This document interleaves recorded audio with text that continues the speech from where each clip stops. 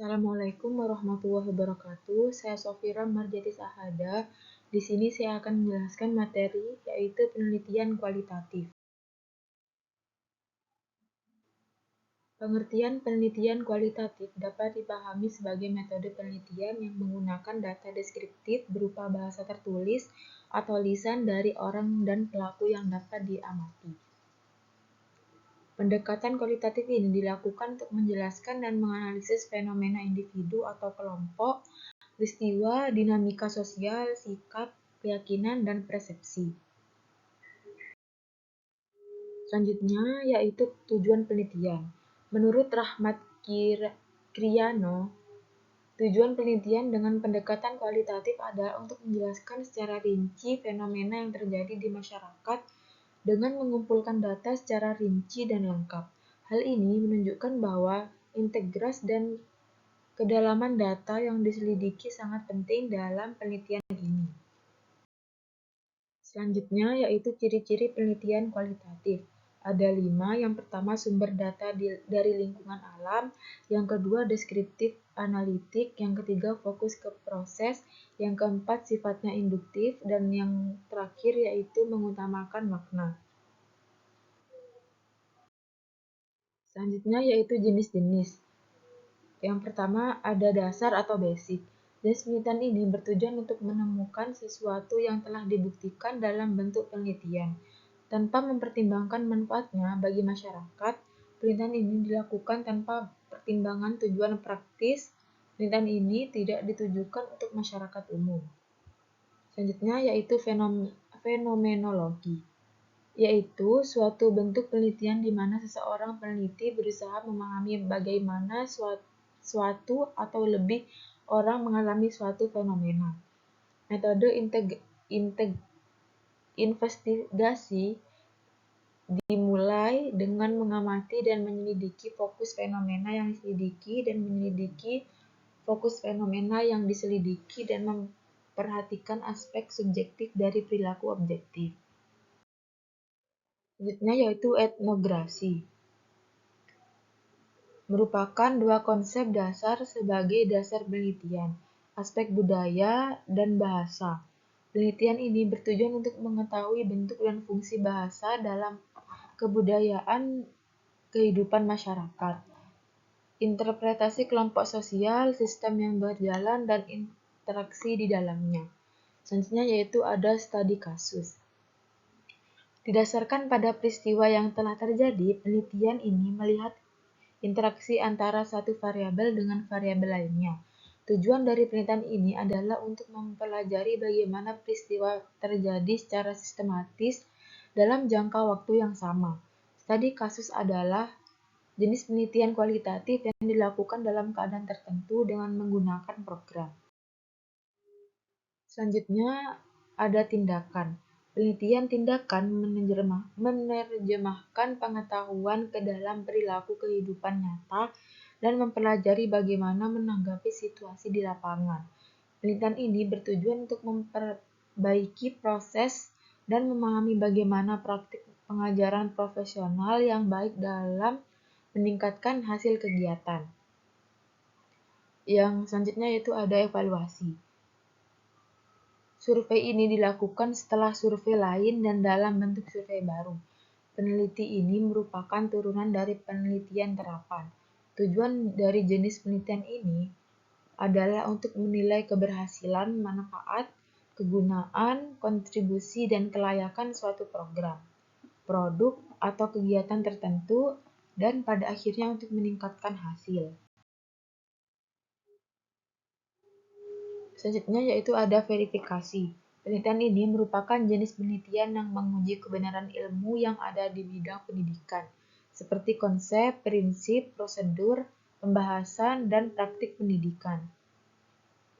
Selanjutnya ada deskripsi, yaitu investigasi deskriptif adalah jenis investigasi yang menjelaskan suatu masalah. Studi deskriptif bertujuan untuk menjelaskan populasi, situasi, atau fenomena secara akurat dan sistematis. Selanjutnya yaitu ada eksplorasi. Penelitian eksploratif adalah jenis penelitian yang bertujuan untuk menemukan pengetahuan baru atau terapan dan masalah baru di bidang pendidikan. Selanjutnya, jenis-jenis. Yang pertama ada terapan. Dalam jenis penelitian ini, hasilnya cenderung aplikasi baru, aplikasi sains murni daripada bentuk sains baru.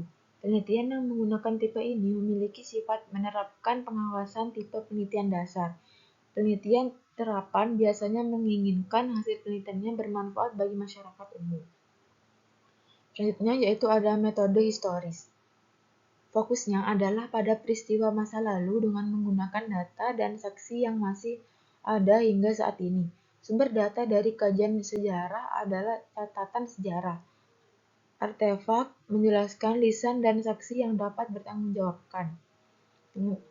Yang selanjutnya yaitu naratif. Naratif jenis penelitian ini adalah jenis penelitian yang diterangkan secara langsung dengan menceritakan isi penelitian. Survei ini dikumpulkan melalui diskusi, percakapan, atau wawancara. Selanjutnya yaitu ada masalah dalam penelitian kualitatif.